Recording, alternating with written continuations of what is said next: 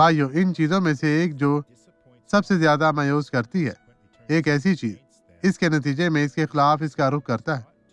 جب کوئی ایسا نہیں کرتا جیسا کہ وہ کہتا ہے کہ دوسرے خدا کے بارے میں پکارتا ہے، یرمیہ باب 44 آیت 3، اس شرارت کے سبب سے جو انہوں نے مجھے غضب ناک کرنے کو کی، کیونکہ وہ غیر معبودوں کے آگے بخور جلانے کو گئے اور ان کی عبادت کی، جن کو نہ وہ جانتے تھے، نہ تم نہ تمہارے باپ دادا، کیونکہ خدا نے بابل میں کوئی انتخابی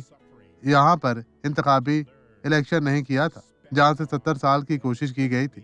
میں آپ کو بتانا چاہتا ہوں کہ بنی اسرائیل کے لوگ جو 70 سال بابل میں قید ہو کر گئے تھے، خدا ان کو جمع کرنا چاہتا تھا، لیکن وہ نافرمان رہے اور خدا کی نافرمانی کرتے رہے۔